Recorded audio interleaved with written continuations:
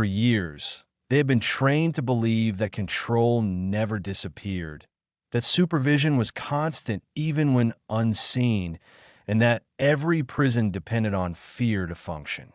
But one morning inside the camp, something subtle felt wrong. Not dramatic and not announced, because the guards were still there, the fences still stood, and the rules were still written somewhere. Yet no one was watching closely anymore, forcing the prisoners to face a quiet and unsettling question they had never prepared for. What happens when authority remains, but supervision fades? For most German prisoners of war, captivity had always been defined by presence. Even when guards were not visible, they were assumed to be nearby, observing routines, enforcing limits, and maintaining a constant sense of oversight. The camp operated on the understanding that authority did not need to announce itself in order to be effective. Its power came from the belief that it was always watching. Over time, however, that belief began to weaken. Nothing changed suddenly. There was no announcement, no withdrawal of personnel, and no visible collapse of order. Instead, supervision thinned gradually, almost imperceptibly. Guards still appeared at expected times, but lingered less. Patrols became less frequent. Instructions were repeated less often. The system remained intact on paper, yet its daily presence grew lighter. At first, the prisoners interpreted this shift cautiously. Reduced supervision was not seen as leniency, but as a potential trap. In military experience, absence of control often preceded enforcement rather than replaced it. Many assumed the change was temporary, a test designed to expose weakness or provoke mistakes. As a result, behavior remained rigid. Routine continued uninterrupted, and discipline held firm. As days passed without consequence, uncertainty replaced caution. Prisoners began to notice that minor deviations went unremarked. Small delays were ignored. Conversations extended longer than before. Activities that once required permission now proceeded without comment. These changes were subtle, yet collectively they altered the psychological environment of the camp. What unsettled the prisoners was not the freedom itself, but the lack of reaction to it. There was no feedback to guide behavior, no clear signal indicating where limits now stood. The familiar relationship between action and response had weakened, leaving prisoners to rely on judgment rather than instruction. This uncertainty proved more disorienting than strict control ever had. Despite the fading supervision, order did not collapse. Meals were still taken in sequence. Work details continued. Barracks remained organized. This persistence surprised many prisoners who had expected disorder to follow reduced oversight. Instead, routine survived, sustained not by enforcement, but by habit and shared expectation. As the days continued, prisoners began to understand that the system no longer relied on constant observation to function.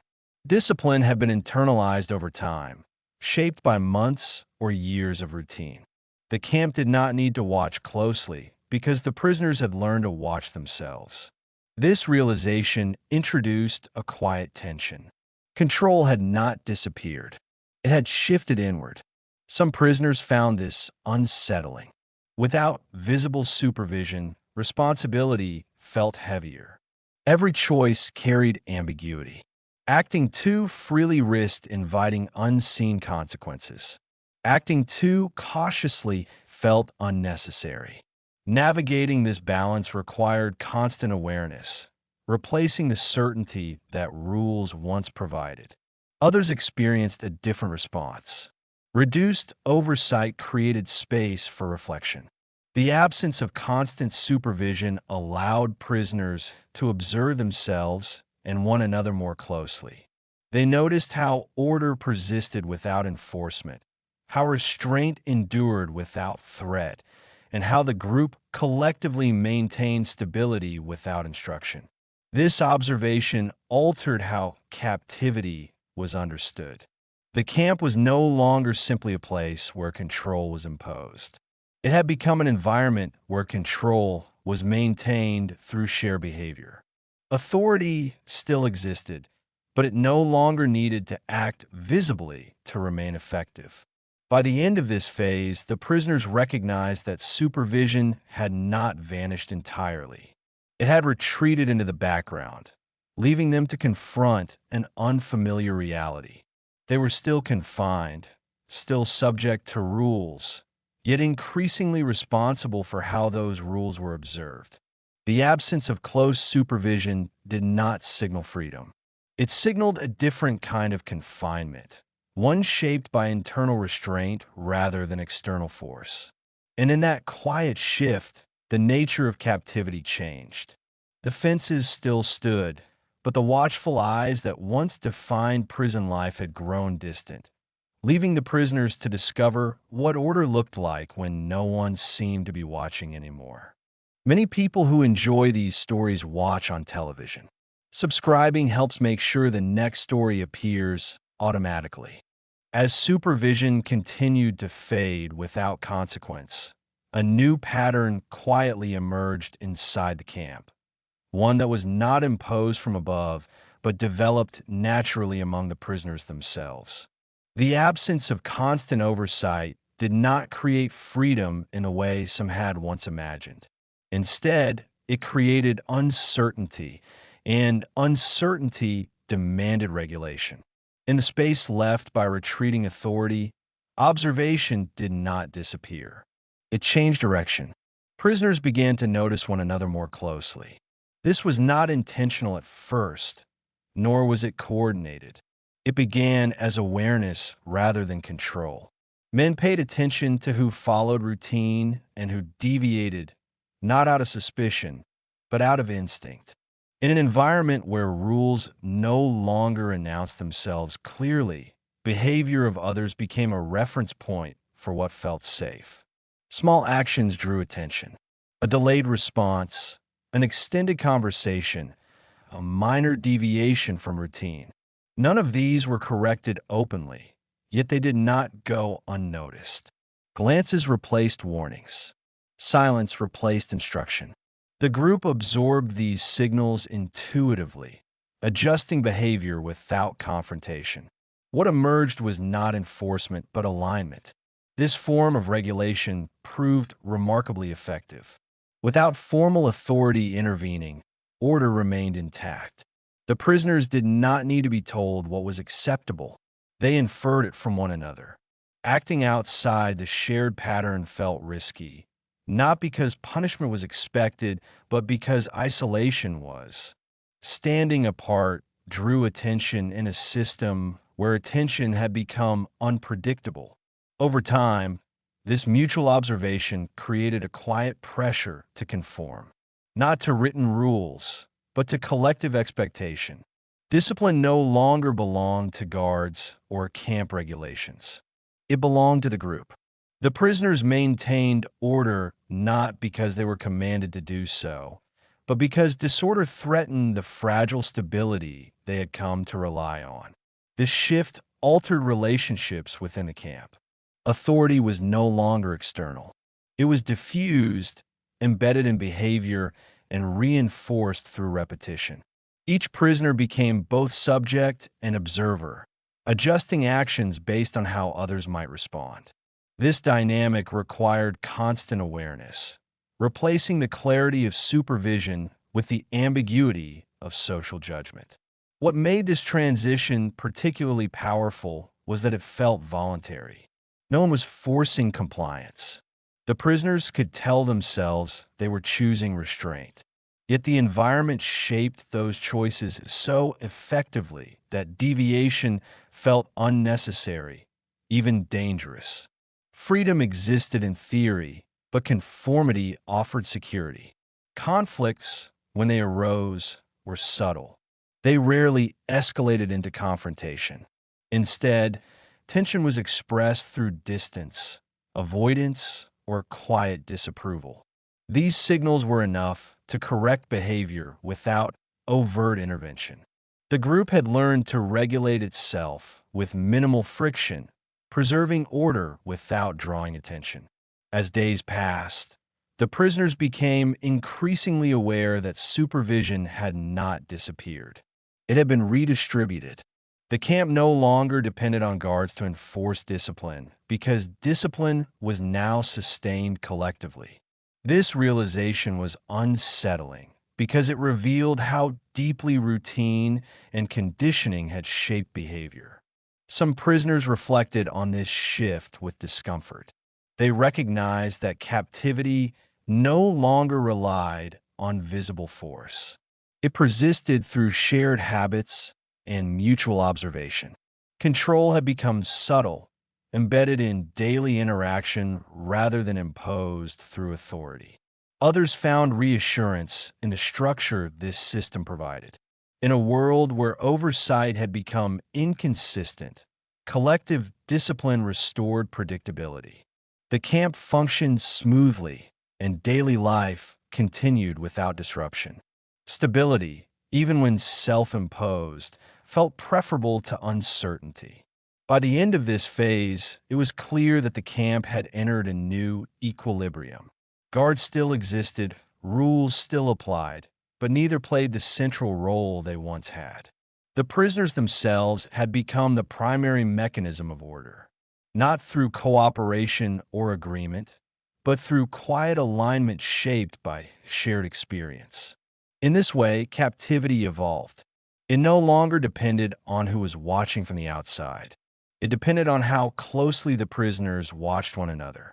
And in that shift, the boundaries of control moved inward, becoming harder to see and far more difficult to escape. As the absence of close supervision became part of daily life, a question lingered quietly beneath the surface of routine, one that few prisoners voiced openly, but many considered in private. If no one was watching closely anymore, why did no one test it?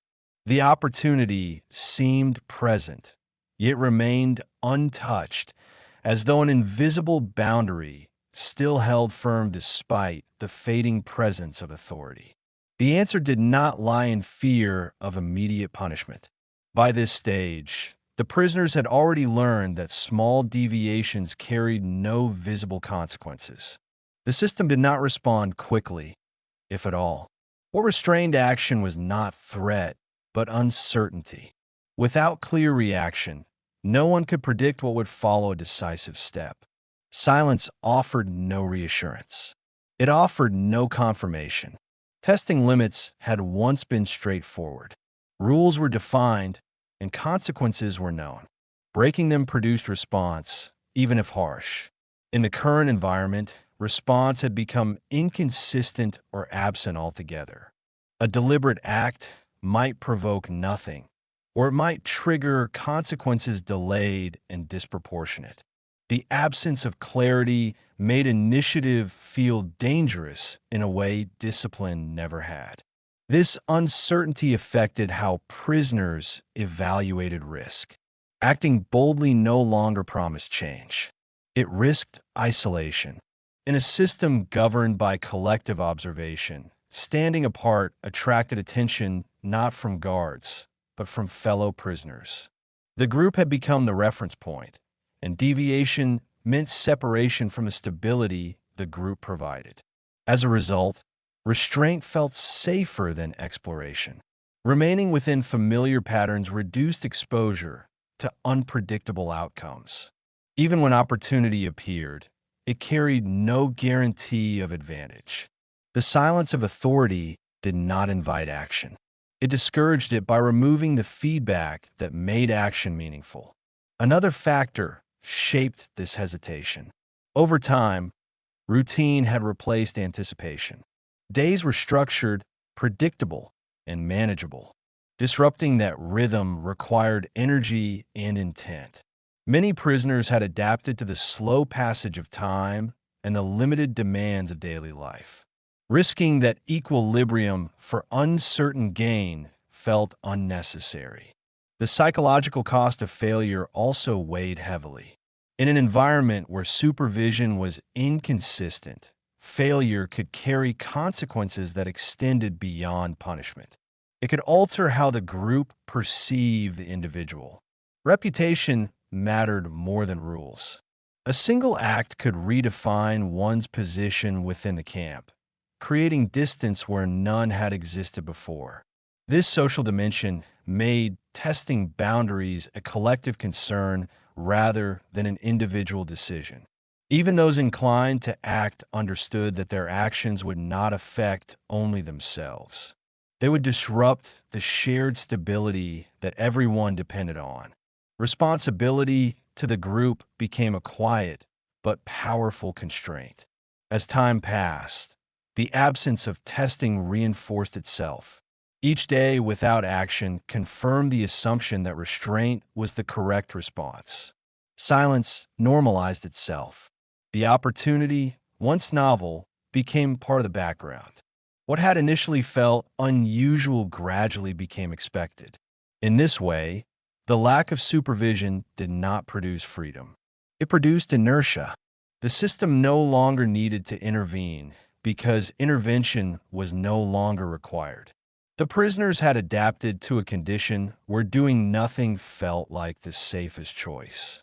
By the end of this phase, the silence itself had become a deterrent. Not because it threatened punishment, but because it removed certainty. Without knowing what action would accomplish, inaction became rational. The absence of oversight did not invite defiance. It absorbed it. And so, despite the opportunity, nothing happened. Not because the prisoners were incapable of acting, but because the environment had stripped action of its meaning. Silence had replaced authority, and in doing so, it had quietly ensured that no one would test its limits at all. As days turned into weeks without any return to strict supervision, the absence of reaction ceased to feel temporary. What had once been interpreted as an unusual phase gradually hardened into a condition the prisoners began to accept as normal. Silence no longer signaled uncertainty. It became the operating environment of the camp. This shift altered how control was perceived. Authority did not reassert itself, yet order persisted. The lack of response from guards was no longer interpreted as a test or a pause. It was understood as the new baseline. The system functioned not because it enforced rules actively, but because it no longer needed to. Control had moved away from visible action and settled into expectation. Within this environment, behavior stabilized around predictability. The prisoners adhered to routines not out of fear, but out of habit reinforced by collective agreement. Order became self-sustaining. The camp no longer required reminders, warnings, or presence. It operated quietly, maintained by the assumption that stability was preferable to disruption. What made this system effective was its subtlety. Silence demanded interpretation. Each prisoner had to decide how to act without guidance, measuring behavior against what others appeared to accept. This constant calibration replaced explicit rules with implicit ones. Control no longer came from outside. It emerged from within the group. As silence became routine, resistance lost its relevance.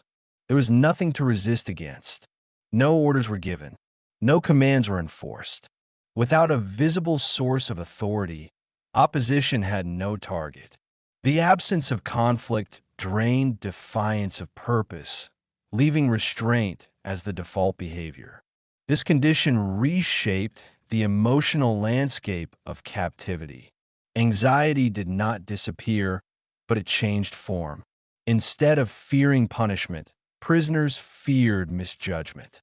Acting incorrectly meant stepping outside the shared understanding that kept the camp stable. The risk was no longer consequence, but uncertainty.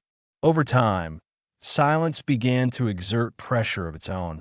It demanded compliance without instruction.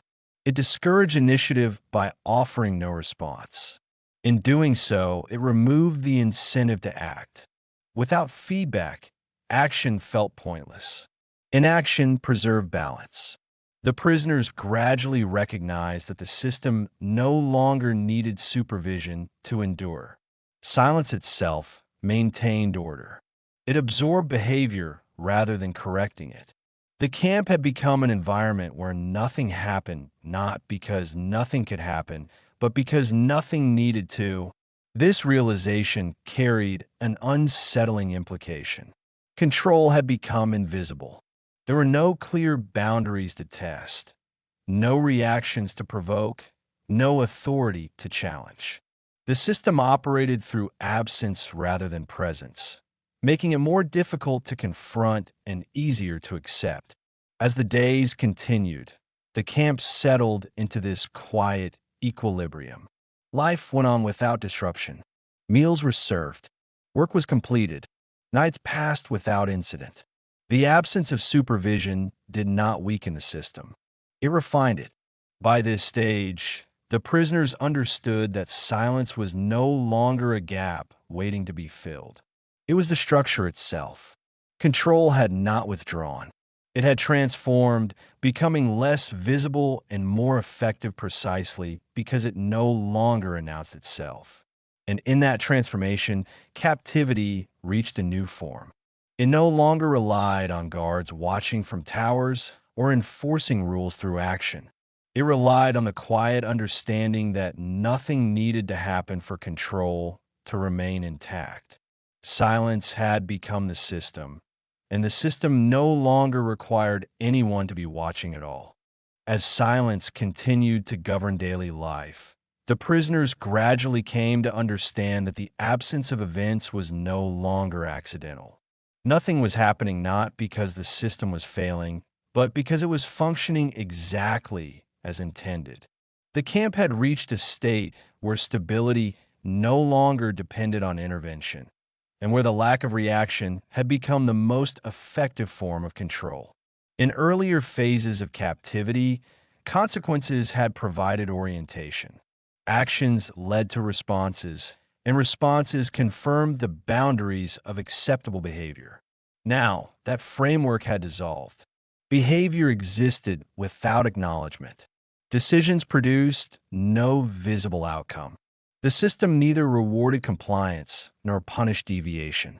This absence removed the feedback that once made action meaningful.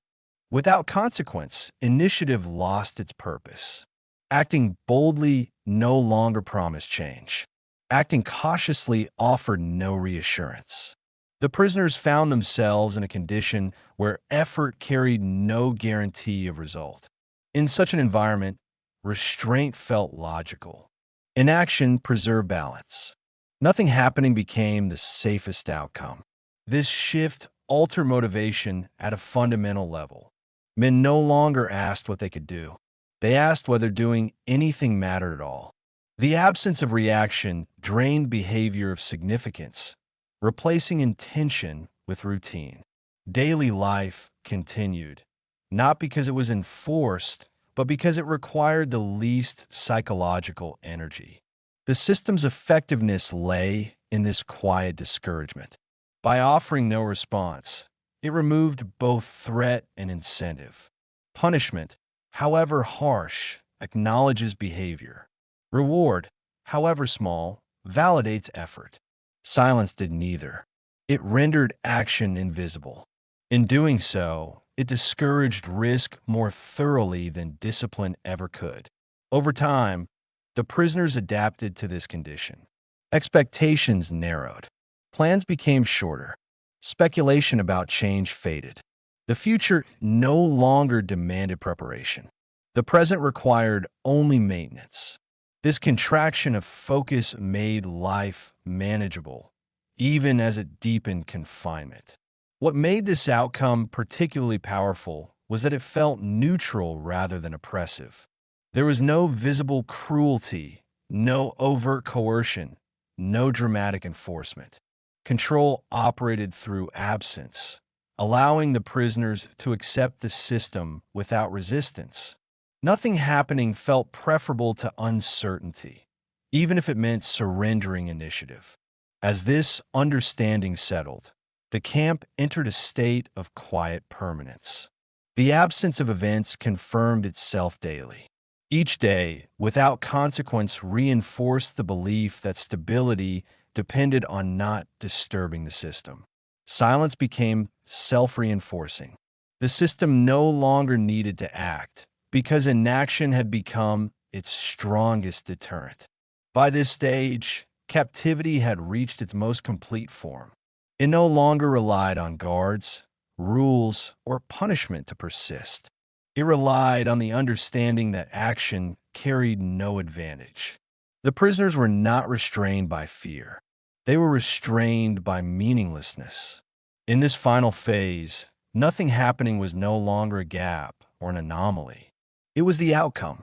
The system had succeeded by removing the reason to challenge it. Silence had replaced authority, and inertia had replaced resistance.